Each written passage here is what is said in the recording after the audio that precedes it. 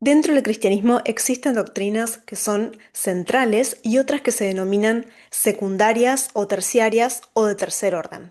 Las doctrinas secundarias serían, por ejemplo, el bautismo, los dones del Espíritu Santo, el gobierno de la iglesia, esos serían consideradas secundarias. Por otra parte, las de tercer orden serían, por ejemplo, los estilos de adoración, sería también las diversas posturas que tenemos como creyentes respecto del fin de los tiempos, unas cuestiones escatológicas, digamos, y también, por ejemplo, interpretación de pasajes que son difíciles, o llamados pasajes como más oscuros de la Biblia, entonces va a haber diferentes interpretaciones y esto no es una cuestión denominada central, sino terciaria o de tercer orden.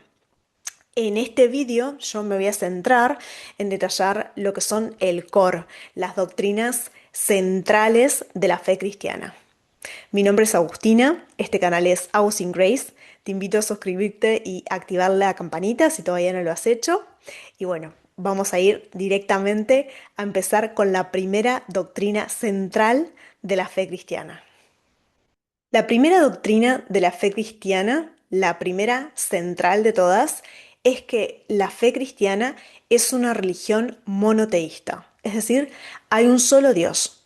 El cristianismo es una religión según la cual no puede ser cristiano y a la vez adorar a otros dioses. Esto es literalmente el primer mandamiento y es el problema número uno que vemos en el Antiguo Testamento entre Dios y los israelitas. Así que no podemos ser dioses, no somos dioses en potencia, no podemos convertirnos en dioses.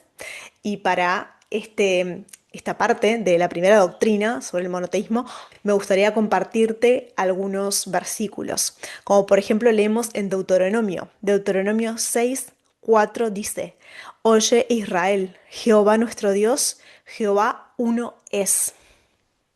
Isaías 45:5 dice, Yo soy Jehová, ninguno hay más, no hay Dios fuera de mí.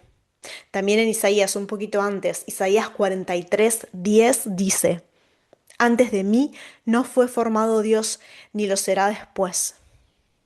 Ya en el Nuevo Testamento vemos, sabemos que un ídolo nada es en el mundo y que no hay más que un Dios, escribe Pablo en la primera de Corintios. Luego en la primera de Timoteo también dice, porque hay un solo Dios y un solo mediador entre Dios y los hombres, Jesucristo hombre, Jesús como el único mediador entre nosotros y Dios. Y por último también incluí Santiago 2:19 que dice, tú crees que Dios es uno, bien haces. La segunda doctrina fundamental de la fe cristiana es sobre la persona de Jesucristo. En esta doctrina vemos que Jesucristo es el Dios encarnado, vemos también la vida de Jesús sin pecado, vemos también su muerte, ¿sí? Su muerte expiatoria, como su muerte es una muerte sustitutoria porque está pagando la pena que nosotros deberíamos pagar, ¿sí? Con su muerte, ahora vamos a andar en eso, y también la resurrección corporal. Todo esto entra dentro de esta doctrina que habla sobre la persona de Jesucristo. ¿Por qué? Porque la fe cristiana no sostiene que Jesucristo fue una buena persona, un maestro moral o un profeta más dentro de los muchos que hubo en la historia humana. Según el Nuevo Testamento y también según lo que testifica la Biblia en el Antiguo Testamento, según la comprensión histórica, digamos, que podemos tener también dentro de la iglesia, vemos que Jesús es presentado como el Hijo eterno de Dios, que encarna, sí que se introduce, digamos, ingresa a la historia humana.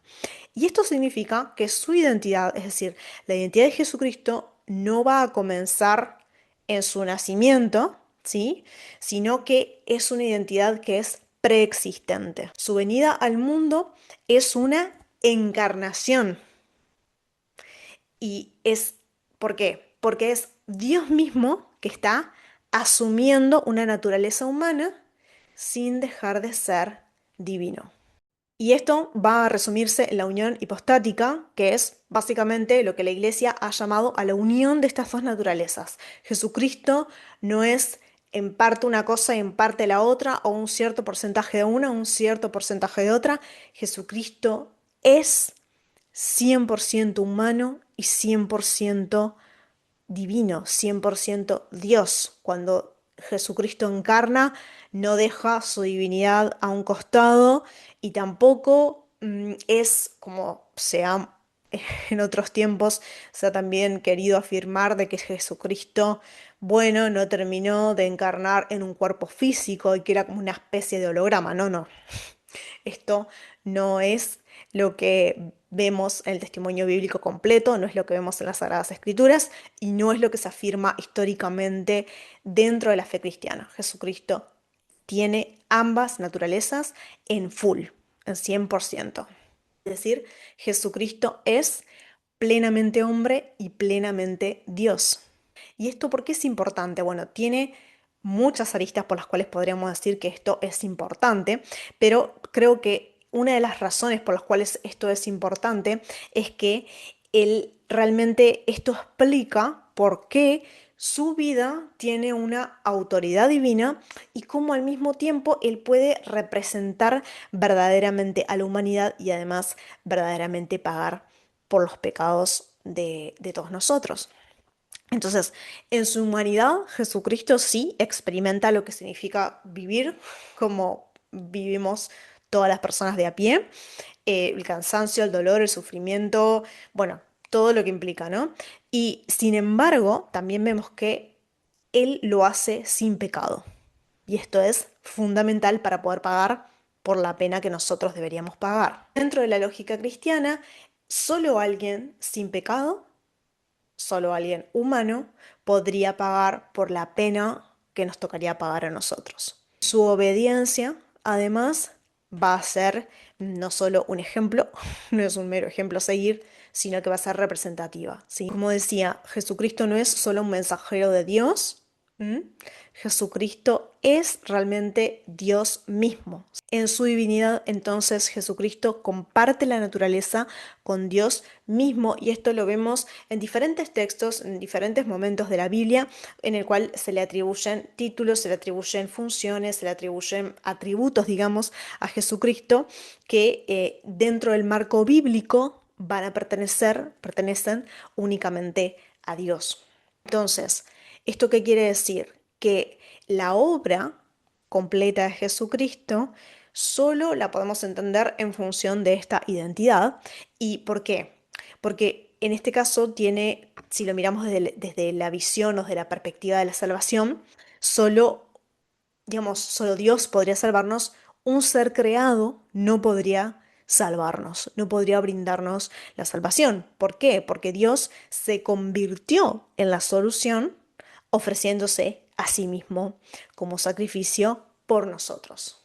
Por último, respecto a la resurrección de Jesucristo, esto es un punto que voy a tratar en unos momentos más, pero solo decirles que la resurrección de Jesucristo no fue simbólica, sino que fue corporal, fue un hecho histórico y esto confirma su identidad y a la vez valida toda su obra. La doctrina central número 3 es la justificación únicamente por gracia, únicamente por fe y únicamente por Jesucristo.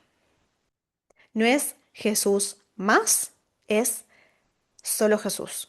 Cuando creemos, los frutos de nuestro creer se van a manifestar en arrepentimiento y en buenas obras. Pero esto no es al revés y me parece que es muy interesante respecto de estas doctrinas centrales de la fe cristiana leer lo que escribieron los padres de la iglesia en este respecto y por supuesto también los credos de la iglesia primitiva. Y para este punto no podemos más que nombrar Efesios 2 del 8 al 9. Somos salvos por fe mediante la gracia de Dios, no por obras para que nadie alardee. También vamos a citar Romanos, por supuesto, que es como el Evangelio condensado. Y quiero leer específicamente la justicia mediante la fe, que es Romanos 3. Romanos 3 del 21 al 26 dice: pero ahora, sin la mediación de la ley, se ha manifestado la justicia de Dios, de la que dan testimonio la ley y los profetas. Esta justicia de Dios llega mediante la fe en Jesucristo a todos los que creen. De hecho, no hay distinción, pues todos han pecado y están privados de la gloria de Dios. Pero por su gracia son justificados gratuitamente mediante la redención que Cristo Jesús efectuó. Dios lo ofreció como un sacrificio para obtener el perdón de pecados, el cual se recibe por la fe en su sangre. Así demostró su justicia, porque a causa de su paciencia había pasado por alto los pecados pasados. Lo hizo para demostrar en el tiempo presente su justicia. De este modo, Dios es justo y a la vez es el que justifica a los que tienen fe en Jesús.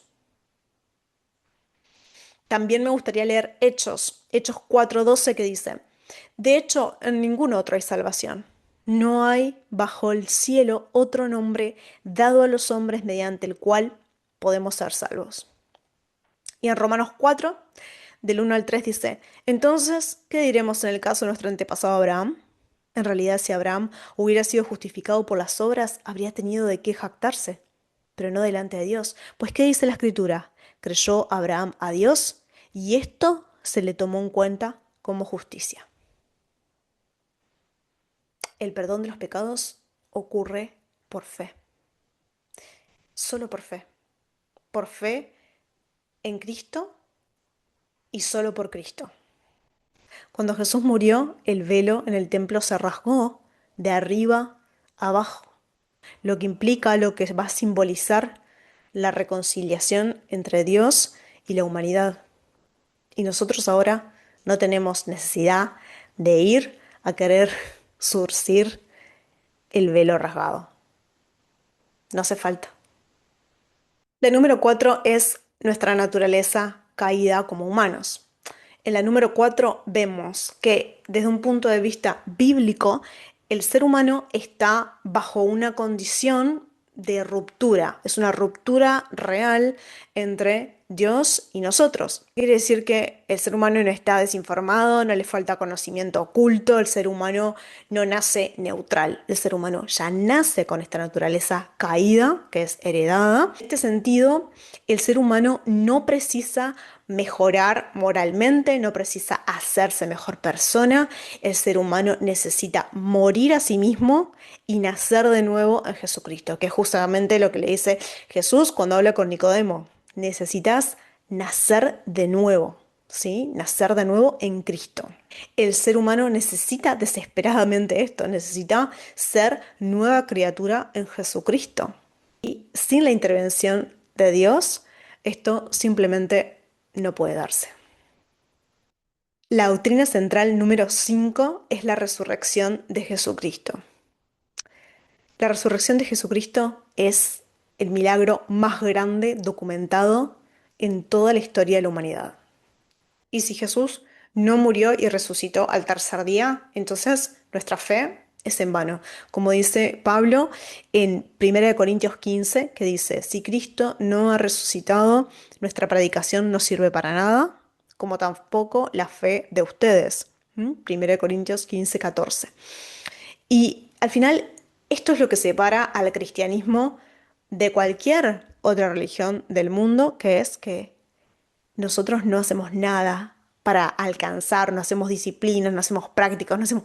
Nosotros, al revés, en el cristianismo es Dios el que baja, el que camina, el que mora entre nosotros. Sí, es Dios el que se hace humano para salvar a toda la humanidad y es Él y solo Él el que realiza la obra y no nosotros. Entonces es Dios el que se convierte en su propia creación y el que genera la solución para nuestro pecado. Negar la resurrección es en definitiva negar el Evangelio. Negar la resurrección es en definitiva negar el Evangelio.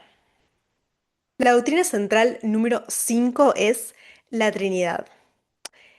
El Padre no es el Hijo no es el Espíritu Santo y el Espíritu Santo no es el Padre. Y aún así, los tres comparten la misma naturaleza divina. hay un solo Dios, tres personas y una misma esencia. Por eso los cristianos no adoramos a tres dioses separados, porque eso ya no sería monoteísmo. Adoramos a un solo Dios en tres personas. La Trinidad es una doctrina que es bastante por ahí compleja o puede llegar en momentos a ser un poco confusa, pero es la manera en que los primeros cristianos al final intentaron describir la forma en la que encontraron para describir mm, lo que veían representado en las escrituras. Entonces, el Padre se llama Dios, el Hijo también es llamado Dios y sin embargo la Biblia va a insistir en que Dios es uno, como hemos visto en el inicio del vídeo. Entonces, Jesús no es verdaderamente Dios, entonces no estamos hablando del Cristo histórico del cristianismo. A la vez, si el Espíritu Santo tampoco es Dios, entonces tampoco estamos hablando de la obra de Dios en su pueblo. Y la Trinidad, entonces al final no es un detalle menor. Por eso lo incluí en esta lista de las doctrinas centrales, porque me parece que la Trinidad es una doctrina fundamental de la fe cristiana y al final es parte de la identidad de quién es Dios. Y aquí quiero hacer referencia a un argumento de Greg Koukl que él hace respecto de la Trinidad, que habla sobre el argumento relacional. Él lo va a plantear así. La Biblia afirma que Dios es amor, ¿sí? Entonces, esto no va a significar simplemente que Dios actúa de manera amorosa, como nosotros lo podemos hacer, ¿sí? Nosotros podemos actuar de manera amorosa, pero el amor forma parte de la naturaleza eterna de Dios, ¿sí? Es uno de sus atributos. Ahora bien, si antes de la creación, ¿sí? Dios fuera una sola persona, ¿sí? Una sola persona solitaria, una sola persona de manera absoluta, digamos. Si Dios fuera una sola persona desde antes de la creación, entonces, ¿a quién amaba realmente Dios? Esta es una pregunta, ¿no? Interesante, porque el amor, ¿qué va a implicar? Va a implicar una relación. Entonces, en este caso, no es que, con esto no estoy diciendo que Dios necesitaba crear a alguien para satisfacer esa necesidad de amor. Lo que sí estoy diciendo es que el Padre ama al Hijo, el Hijo ama al Padre y el Espíritu Santo participa eternamente en esa comunión divina. Eso sí es lo que estoy diciendo. Esto me parece interesante porque mira, Dios no comienza a amar cuando crea el mundo, ¿m? Sino que Dios ya existía en una relación de amor y es una relación perfecta de amor. Y a la vez esto va a cambiar nuestra mirada respecto del Evangelio y va a cambiar también nuestra mirada respecto de el amor que Dios nos tiene para con nosotros, porque como les decía, no es que Dios nos genera, a nosotros nos crea a nosotros por una necesidad que Él tiene de amor, porque Dios no tiene necesidad ninguna. La creación no sale con una intención de, bueno, de generar una compañía para Dios. Esto no es una visión bíblica, eh, sino que la creación surge de un desborde de amor, ¿sí? De un desborde de amor que ya existía dentro de la naturaleza misma de Dios. Por último, pero no menos importante, la última doctrina, la incluí en esta lista de doctrinas fundamentales de la fe cristiana, es la autoridad de la Biblia. La Biblia es nuestra norma final de fe y de realmente toda nuestra vida como creyentes. La Biblia es inerrante en lo que afirma, ¿sí? Y a la vez es autoritativa. Entonces, sin las Sagradas Escrituras no contamos con base doctrinal estable, digamos. Necesitamos para nuestra vida como creyente, necesitamos esta base doctrinal y la encontramos en las Sagradas Escrituras, ¿sí? En el Antiguo y en el Nuevo Testamento. Ahora, podríamos hacernos la pregunta de, ¿Qué pasaría si alguien, por ejemplo, eh, de repente entrega su vida a Jesús, o sea, es salvo, pero esa persona no sabe nada sobre la Trinidad? O si esa persona de repente no conoce nada sobre la Biblia, jamás ha escuchado sobre la Biblia, ¿esa persona puede verdaderamente ser salvo? Yo creo que la respuesta es que sí, pero con el siguiente matiz. David Geisler, él en un momento hace referencia a esta pregunta y bueno, respondo un poco en función también de todo lo que ha escrito su padre. Y él menciona que una persona sí puede ser verdaderamente salva, aún sin comprender las Sagradas Escrituras, aún sin comprender la doctrina de la Trinidad. Es decir, la salvación no depende de que alguien pueda tener una comprensión total, porque además es muy difícil, o sea, tener una comprensión total de todas estas doctrinas. Y además, la salvación no va a depender de que alguien pueda comprender correctamente al 100% todas las doctrinas de la fe cristiana, ¿sí? No pasa por eso, digamos, en el momento de su salvación. Muchas personas, eso, llegan a Cristo sin tener este conocimiento o tienen un conocimiento realmente muy limitado de todas estas cosas. Sin embargo, dicho esto, una persona sí puede ser salva sin todas estas características. Sin embargo, también es cierto que lo lógico y lo esperable es que, digamos, dentro de la vida cristiana es que con el tiempo el creyente vaya creciendo en el conocimiento y que sea guiado por Dios y por el Espíritu Santo hacia profundizar sobre todas estas doctrinas centrales de la fe cristiana. No porque el conocimiento perfecto nos vaya a salvar, sabemos que solo somos salvos por fe mediante la gracia de Dios.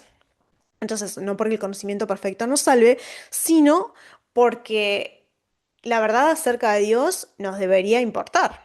O sea, como creyentes debería ser algo muy importante y hacia lo cual buscaríamos o desearíamos naturalmente crecer en ello.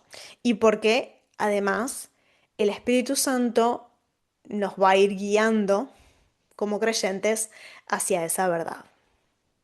Bueno, sé que existen más doctrinas que podrían considerarse centrales dentro de la fe cristiana, según los autores que cada uno lea, dependiendo de los autores eso, que cada uno vaya leyendo, pero estas son las que me parecían imprescindibles incorporar y desarrollar en este vídeo. Así que espero que este vídeo te resulte útil, que te sea bendición, que te resulte realmente edificante para tu vida como creyente. Si fue así, te invito a que lo compartas, a que le des like, a que te suscribas a este canal también. Muchas gracias por estar del otro lado. Muchas bendiciones para ti y tu familia. Y bueno, nos vemos en el próximo vídeo.